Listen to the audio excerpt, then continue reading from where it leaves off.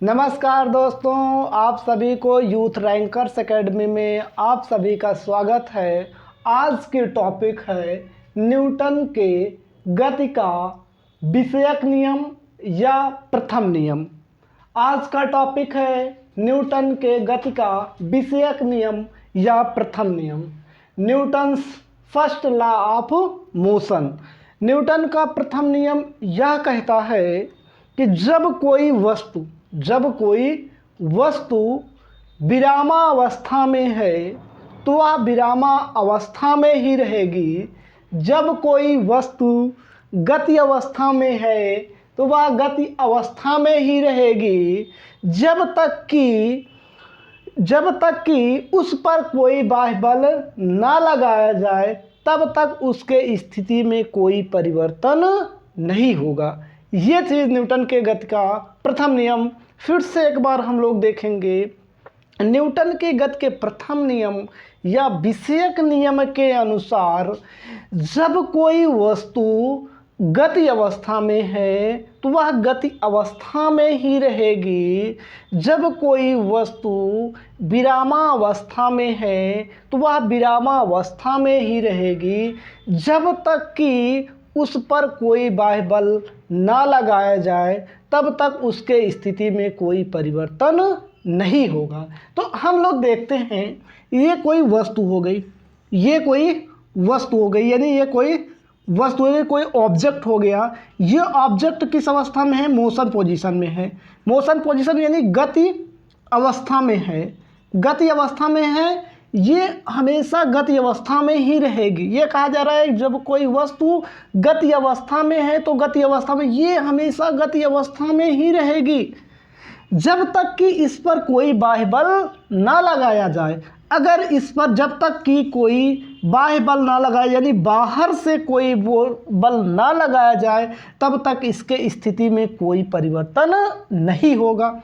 दूसरी बात ये कहा है, जब कोई वस्तु विरामावस्था यानी रेस्ट पोजीशन में, विरामा अवस्था में है यानी रेस्ट पोजीशन में है, तो वह विरामावस्था में ही रहेगी जब तक कि इस पर कोई बाह्य बल ना लगाया जाए, तब तक इसके स्थिति में कोई परिवर्तन नहीं होगा।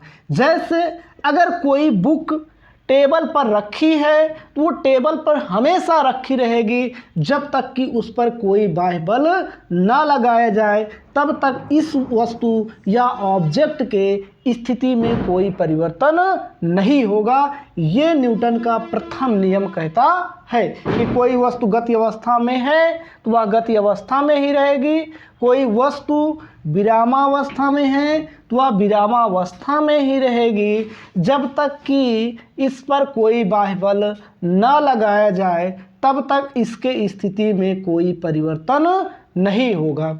जैसे अगर कोई वस्तु जमीन पर सरल रेखा में गति कर रही है तो यह हमेशा गति करती रहेगी जब तक कि इस पर कोई बाह्य बल ना लगाया जाए, तब तक ये रुकेगी नहीं। आप बोलेंगे सर ये गेंद है, ये हमेशा जा रही है, कुछ दूर जाकर रुक जाती है, ये इसमें कौन सा बाह्य बल लगाया जा रहा है? देखिए दोस्तों, यहाँ पे ये गेंद ऐसे जा रही है, ये ज़मीन पर संपर्क बनाए हुए है। यहाँ ज़मीन से आपका एक घर्षण बल यानी फ्रैक्शन फोर्स कार्य करता है, जो ये बाह्य बल का कार्य करता है। ये कुछ दूर जाकर क्या होती है, धीरे धीरे रुक जाती है। और ये जो घर्षण बल होता है, ये घर्षण बल आपका बाह्य बल का कार्य करता है। तो घर्षण बल क्या होता है, थोड़ा सा हम लोग देख लेते हैं। घर्षण बल क्या होता है, जब दो वस्तु एक दूसरे के विपरीत, जैसे ये मेरा हाथ हो गया, अगर एक दूसरे के विपरीत ऐसे रगड़ा जाए तो इसमें जो विरोधी बल उत्पन्न होगा वो क्या होगा, घर्षण बल होगा। घर्षण बल सदैव गति के विपरीत दिशा में कार्य करता है, इसलिए इस गेंद को क्या कर देता है, रोक देता है। जैसे थोड़ा सा देख लेंगे, ये मेरी गेंद हो गई और ये ज़मीन हो गई और गेंद इस डायरेक्शन में जा रही है, जो फ्रैक्शन फोर्स होगा यानी घर्षण बल होगा ये इसके विपरीत दिशा में कार्य करेगा। जब इसके विपरीत दिशा में कार्य करेगा तो इसकी धीरे धीरे स्थिति, इसकी जो गति है वो धीमी हो जाएगी। वो धीमी हो जाएगी, कुछ समय यहाँ तक पहुँचते पहुँचते पहुँचते पहुँचते यहाँ पे रुक जाएगी। तो यही जो घर्षण बल है ये आपका क्या कार्य करता है, बाह्य बल का कार्य करता है। अब देखेंगे एक पॉइंट्स इसमें क्या आते हैं। न्यूटन का प्रथम नियम जो है कि न्यूटन का पॉइंट में आप लोग देखेंगे, पॉइंट नंबर वन में देखेंगे जो एकदम मोस्ट इम्पॉर्टेंट पॉइंट है, जो आरआरबी जेई एएलपी टेक्नीशियन में 2018 में आए हुए क्वेश्चन, बार बार ये क्वेश्चन है कि न्यूटन का प्रथम नियम बल की परिभाषा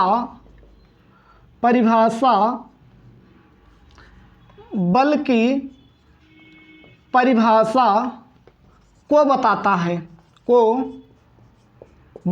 है।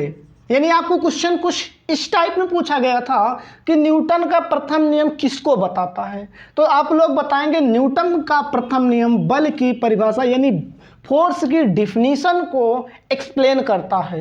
न्यूटन का प्रथम नियम किसको एक्सप्लेन करता है, यानी बल की परिभाषा को।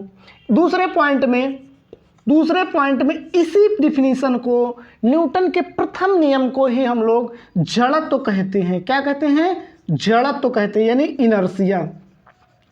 इनर्शिया कहते हैं। इसकी खोज यानी अगर इसे जड़त्व का नियम या फिर इसी को हम लोग गैलीलियो का नियम कहते हैं। गैलीलियो का नियम कहते हैं, जो जड़त्व की जो बात बताई थी गैलीलियो ने बताई थी। अब हम लोग जड़त्व के विषय में देखेंगे। अब हम लोग क्या करेंगे कि ये हो गया कि ये चीज़ जान लिए कि इसकी जो न्यूटन के प्रथम नियम में क्या बताया गया है, जब कोई वस्तु गति अवस्था में है तो वह गति अवस्था में ही रहेगी, जब कोई वस्तु विरामावस्था में है तो वह विरामावस्था में ही रहेगी, जब तक कि उस पर कोई बाह्य बल ना लगाया जाए तब तक उसके स्थिति में कोई परिवर्तन नहीं होगा। पॉइंट में हम लोग देखेंगे जो है कि न्यूटन का प्रथम नियम किस चीज़ को बताता है, तो न्यूटन का प्रथम नियम बल की परिभाषा को बताता है। दूसरे पॉइंट में बताएंगे यही न्यूटन का प्रथम नियम ही जड़त्व कहलाता है। न्यूटन का प्रथम नियम ही जड़त्व, जिसे हम लोग इनर्शिया बोलते हैं, ये इनर्शिया यानी जड़त्व का नियम भी इसे कहते हैं। तो अब हम लोग जो है कि इनर्शिया के विषय में जानेंगे, यानी जड़त्व के विषय में जानेंगे कि इनर्शिया क्या चीज़ होती है। इनर्शिया के विषय में, जड़त्व के विषय में इनर्शिया क्या होती है, जड़त्व क्या होता है। तो जड़त्व का मतलब ये होता है कि जड़त्व किसी वस्तु का वह गुण, किसी जड़त्व की अगर हम लोग डिफिनीशन देखेंगे तो न्यूटन का प्रथम नियम ही डिफिनीशन बनता है। यह एक डिफिनीशन और देखते हैं, किसी वस्तु का वह गुण, किसी वस्तु का वह गुण जिसके कारण वह अवस्था परिवर्तन का विरोध करता है, उसे हम लोग जड़त्व कहते हैं, यानी इनर्शिया कहते हैं। इनर्शिया की फिर से हम लोग डिफिनीशन देखेंगे। इनर्शिया क्या होती है, किसी वस्तु का वह गुण जिसके कारण वह अवस्था परिवर्तन का विरोध करती है, उसे हम लोग जड़त्व कहते हैं। या फिर वही हम लोग डिफिनीशन कह सकते हैं, यदि कोई वस्तु गति अवस्था में है तो वह गति अवस्था में ही रहेगी, यदि कोई वस्तु विरामावस्था में है तो वह विरामावस्था में ही रहेगी, जब तक कि उस पर कोई बाह्य बल ना लगाया जाए तब तक उसके स्थिति में कोई परिवर्तन नहीं होगा। तो अब इसके बाद जड़त्व की में आ जाएंगे, इसमें पॉइंट देखेंगे। जड़त्व के पॉइंट हम लोग जब देखेंगे, जड़त्व की माप किसके द्वारा, ये आरआरबी जेई एएलपी में 2018 में आपको दिया गया था क्वेश्चन की जड़त्व की माप किसके द्वारा की जाती है। तो जड़त्व की माप जड़त्व की माप द्रव्यमान के द्वारा की जाती है। किसके द्वारा? द्रव्यमान के द्वारा, यानी मास के द्वारा। अब जड़त्व की जो पॉइंट में हमको कई बार क्वेश्चन पूछा, एक तो डायरेक्ट ये क्वेश्चन पूछा था जड़त्व की माप किससे की जाती है, तो हम लोग बोलेंगे जड़त्व की माप द्रव्यमान से की जाती है। और नेक्स्ट क्वेश्चन में आता था जो जड़त्व होता है वो जड़त्व जो है कि मास के डायरेक्टिव प्रपोर्शनल यानी अनुक्रमानुपाती होता है। दूसरे पॉइंट में अगर हम लोग देखेंगे जड़त्व द्रव्यमान के अनुक्रमानुपाती होता है। ये जो जड़त्व है ये द्रव्यमान के अनुक्रमानुपाती होता है। अनुक्रमानुपाती यानी डायरेक्टिव प्रोपोर्शनल होता है। अगर जो इनर्शिया डायरेक्टिव प्रोपोर्शनल एम क्या है? मास है। मास यानी मास का मतलब द्रव्यमान है। अब देखेंगे इनर्शिया या जड़त्व डायरेक्टिव प्रोपोर्शनल एम, ये आपको मोस्ट इंपॉर्टेंट, यहाँ से आपको क्वेश्चन कई बार आपको देखने को मिल जाएंगे। जो इनर्शिया है ये मास के डायरेक्टिव प्रोपोर्शनल है। तो यहाँ से जो पॉइंट बनेंगे, पॉइंट कुछ इस तरीके से बन रहे हैं। थोड़ा सा यहाँ से हम लोग साइड में देख लेते हैं। इनर्शिया जो है कि एम के डायरेक्टिव प्रोपोर्शनल है। तो पॉइंट में क्वेश्चन ये हमारा बनता है, यदि किसी वस्तु का द्रव्यमान इंक्रीज करता है, यदि एम इंक्रीज करता है यानी एम की वैल्यू बढ़ती है, तो जो इनर्शिया होगा उस पर क्या इफेक्ट पड़ेगा? इनर्शिया होगा उस पर क्या पड़ेगा? इनर्शिया भी क्या कर जाएगी? इंक्रीज कर। ये मोस्ट इंपॉर्टेंट पॉइंट है। अगर किसी वस्तु का द्रव्यमान बढ़ेगा तो उसका जड़त्व भी बढ़ेगा। यदि सेकंड पॉइंट में ये है, यदि मास डिक्रीज करता है तो उसका जो जड़त्व है वो भी डिक्रीज करेगा। इसका मतलब क्या हो गया भैया? अगर द्रव्यमान घटेगा तो उसका जड़त्व भी घटेगा। यदि आपसे कई टाइप में क्वेश्चन पूछे जा सकते हैं। अगर किसी वस्तु का द्रव्यमान बहुत ज़्यादा है, यानी मान लो 100-200 टन है, तो उसका इनर्शिया भी बहुत ज़्यादा होगा, उसका इनर्शिया भी बढ़ेगा। ऐसा नहीं है कि ये हम यहाँ से ये दोनों पॉइंट, ये तीनों पॉइंट और ये पॉइंट जो बहुत बेसिक पॉइंट है, इसको हमको बहुत डिटेल से देखना होगा कि क्या चीज़ें होंगी। कि जो जड़त्व की माप है वो किसके द्वारा की जाती है? ये द्रव्यमान के द्वारा की जाता है। जड़त्व जो है कि द्रव्यमान के अनुक्रमानुपाती होता है, यानी इनर्शिया डायरेक्टिव प्रोपोर्शनल मास। तो इससे हमको क्लियर हो जाएगा एकदम कॉन्सेप्ट कि इसमें कोई प्रॉब्लम नहीं आनी चाहिए, क्योंकि मास अगर इंक्रीज करता है इनर्शिया भी इंक्रीज करेगी, अगर मास डिक्रीज करता है इनर्शिया भी डिक्रीज करेगी। अब यहाँ पे अगर क्वेश्चन को हम लोग समझें कि अगर द्रव्यमान जितना ज़्यादा होगा, द्रव्यमान किसी वस्तु का जितना ज़्यादा होगा उसका इनर्शिया उतना ज़्यादा होगा। अगर द्रव्यमान जितना कम होगा और इनर्शिया उसका कम होगा। जैसे कंपेयर करेंगे हम लोग, एक कार ले लेते हैं, एक ट्रेन ले लेते हैं, तो इसमें कहेंगे कि भैया इसमें इनर्शिया किसका ज़्यादा होगा? तो आप लोग ये जान रहे हैं कि ट्रेन का मास ज़्यादा है इसलिए उसका इनर्शिया ज़्यादा होगा। कार की जो है कि मास कम है तो कार की इनर्शिया कम होगी। अब हम लोग चलते हैं जड़त्व के प्रकार पर। ये चीज़ फिर से एक बार हम बता देते हैं। जब तो ये जड़त्व की माप किसके द्वारा? द्रव्यमान के द्वारा। जड़त्व द्रव्यमान के अनुक्रमानुपाती होता है। तो इनर्शिया डायरेक्टिव प्रोपोर्शनल एम की वैल्यू बढ़ेगी तो जड़त्व बढ़ेगा, एम की वैल्यू घटेगी तो जड़त्व घटेगा। तो ये चीज़ हमको देखना है। अब हम चलते हैं जड़त्व के प्रकार, यानी टाइप ऑफ इनर्शिया पर अब हम लोग चलते हैं कि अब हम लोग नेक्स्ट पॉइंट पर जो है कि चलते हैं टाइप ऑफ इनर्शिया, यानी जड़त्व के प्रकार। टाइप ऑफ इनर्शिया में टाइप ऑफ इनर्शिया यानी जड़त्व के प्रकार, जड़त्व के प्रकार। तो जड़त्व के दो प्रकार होते हैं, जड़त्व के दो प्रकार होते हैं, दो प्रकार। एक होता है विराम जड़त्व,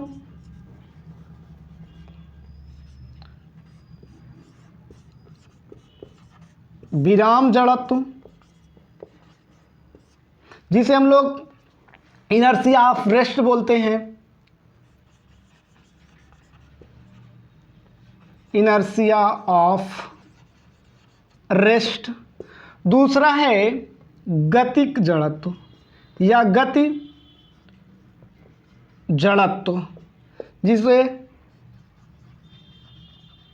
इनर्शिया ऑफ मोशन। ये दोनों हमको देखना है। इसके टू टाइप्स हैं, नंबर एक विराम जड़त्व, दूसरा है गतिक जड़त्व। तो इसे क्या बोलते हैं, रेस्ट इनर्शिया या इनर्शिया ऑफ रेस्ट या इनर्शिया ऑफ मोशन या मोशन इनर्शिया, जो भी आपको सुटेबल लगे आप लोग कह सकते हैं, कोई इसमें आपको प्रॉब्लम नहीं होने वाली है। तो सबसे पहले हम लोग इसमें चलते हैं, रेस्ट इनर्शिया। रेस्ट यानी विराम जड़त्व क्या होता है, विराम जड़त्व क्या होता है। तो सबसे पहले हम लोग विराम जड़त्व को समझेंगे कि विराम जड़त्व होता क्या है। विराम जड़त्व जब कोई वस्तु विरामावस्था में है तो उस समय जो जड़त्व कार्य कर रहा है वो कौन सा जड़त्व होगा, विराम जड़त्व होगा। जैसे भैया ये क्या हो गया, मान लो टेबल हो गया, मान लो टेबल हो गया, टेबल पे रखी गई है बुक, टेबल पे ऐसे बुक रखी गई है। तो इसमें टेबल पर मान लो ये क्या हो गया, टेबल हो गया, ये क्या हो गया, टेबल हो गया। टेबल पर ऐसे रखी गई है बुक, टेबल पर रखी गई है बुक। अब ये बुक ऑलरेडी रेस्ट पोजीशन में है यानी विराम अवस्था में है। तो इसमें जो है कि कौन सा जड़त्व कार्य कर रहा है, विराम जड़त्व, क्योंकि इसकी डिफिनीशन ये बताई गई है रेस्ट पोजीशन में, यदि कोई वस्तु विरामावस्था में है, विरामावस्था में मतलब कि चल नहीं रही है, रेस्ट पोजीशन में है, तो उस समय जो जड़त्व कार्य कर रहा है उसे हम लोग क्या कहते हैं, विराम जड़त्व कहते हैं। फिर इसके बाद अगला है गतिक जड़त्व यानी मोशन इनर्शिया या इनर्शिया ऑफ मोशन। तो मोशन इनर्शिया में क्या हो गया, यदि कोई वस्तु, पहले हम इसकी डेफिनेशन देखें, यदि कोई वस्तु गतिमान अवस्था में है यानी गति कर रही है तो उस समय कार्य करने वाले इनर्शिया को यानी जड़त्व को हम लोग क्या कहते हैं, गतिक जड़त्व यानी इनर्शिया ऑफ मोशन कहते हैं। फिर से एक बार हम लोग देखेंगे ये गतिक जड़त्व क्या होता है। जब कोई वस्तु गति कर रही है यानी गति अवस्था में है तो उस समय कार्य करने वाले इनर्शिया को गतिक जड़त्व कहते हैं। तो अब हम लोग जैसे मान लो ये कोई बाइक हो गई, ये कोई बाइक हो गई और ये चल रही है, ये गति कर रही है। अब ये गति कर रही है तो इसमें कार्य करने वाले इनर्शिया को हम लोग कौन सी इनर्शिया बोलेंगे, इसमें जो वर्क कर रहा है वो इनर्शिया आपकी कौन सी हो जाएगी, गतिक जड़त्व हो जाएगा यानी जो है कि इनर्शिया ऑफ मोशन इसमें वर्क करेगा। अब हम लोग इसके जो है कि दैनिक एग्जाम्पल पर चलेंगे कि दैनिक एग्जाम्पल इसके मोस्ट इम्पॉर्टेंट हैं। तो अब हम लोग टाइप देख लिए, इसके दो टाइप थे, दोनों टाइप में एक विराम जड़त्व था, एक गतिक जड़त्व था। तो विराम जड़त्व को रेस्ट इनर्शिया ऑफ रेस्ट, अब गतिक जड़त्व की इनर्शिया ऑफ मोशन। इसके एग्जाम्पल क्या थे, इससे एग्जाम्पल थे भैया जैसे मेज पर टेबल पर कोई बुक रख दीजिए और वह रेस्ट पोजीशन में है तो किसमें क्या जो विराम जड़त्व कार्य करेगा। यदि कोई बाइक चल रही है तो उसमें जो कार्य करेगा उसमें जो है कि गतिक जड़त्व कार्य करेगा। अब हम लोग चलेंगे कि अब हम लोग जो है कि इसके टाइप देख लिए, अब हम लोग इसके बेसिक एग्जाम्पल की तरफ चलेंगे कि जो दैनिक जीवन में हम लोग इसके एग्जाम्पल देखते हैं। अब हम लोग एग्जाम्पल पर इसके डिटेल से बात करेंगे कि एग्जाम्पल में क्या क्या चीज़ें होती हैं।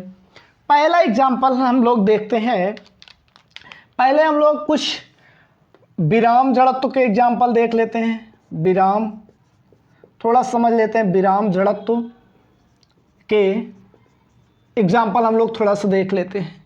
विराम जड़त्व में होता क्या है? विराम जड़त्व को हम लोग एक बेसिक एग्जाम्पल थोड़ा सा पहले समझेंगे, फिर दोनों को कंबाइन करेंगे, तब पूरा डिटेल से देख लेंगे। बेसिक जैसे ये हो गई बाइक या कुछ भी हो गया, जो बाइक सवार होता है ड्राइवर के अलावा जो पीछे बैठा हुआ व्यक्ति है। जैसे ही बाइक जब रेस्ट पोजीशन में है, बाइक जब रेस्ट पोजीशन में है, रेस्ट पोजीशन में, तो इस समय इसमें कौन सी इनर्शिया कार्य कर रही है? रेस्ट इनर्शिया यानी विराम जड़त्व कार्य कर रहा है। अब क्या होता है, जैसे ही ड्राइवर बाइक को आगे बढ़ाता है, पीछे वाला बैठा कैंडिडेट, पीछे वाला बैठा व्यक्ति पीछे जो है कि तेजी से पीछे की ओर गिर जाता है।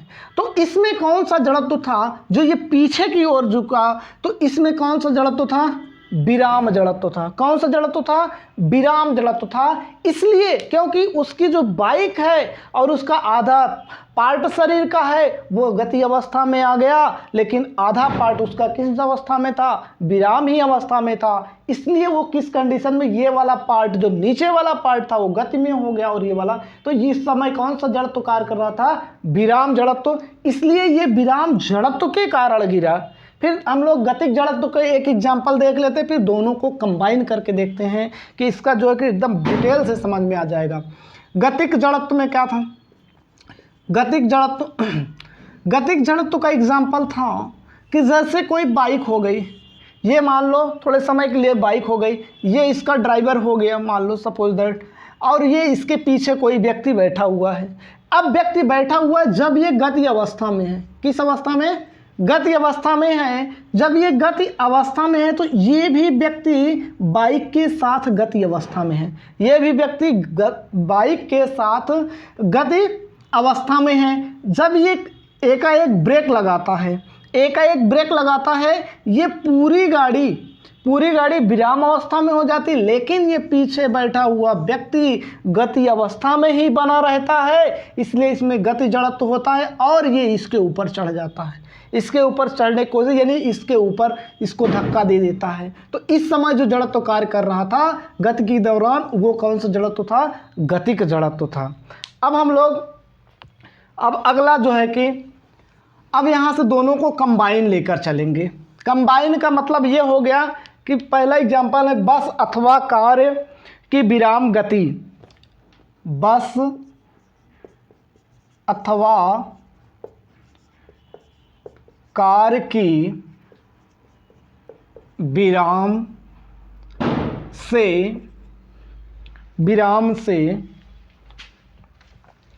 से गति की स्थिति। जैसे अब देखो यहाँ पे दोनों का क्या हो जाएगा?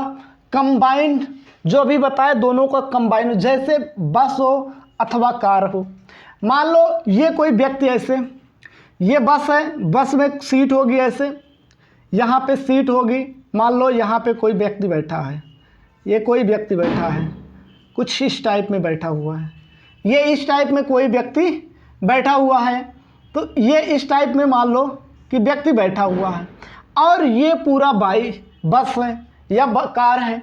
अब ये सबसे पहले किस अवस्था में थी? ये विराम अवस्था में। ये कैसे? विराम अवस्था में थी। अब विराम अवस्था में थी तो व्यक्ति बैठा था, आराम से अपनी सीट पर बैठा हुआ था। व्यक्ति अपनी सीट पर बैठा हुआ था और ये पूरा बस जो है कि विराम अवस्था में थी। लेकिन जैसे ही बस एकाएक चलना स्टार्ट हुआ, ये जो सवार है ये पीछे की ओर झुक जाएगा, ये पीछे की ओर झुक जाएगा।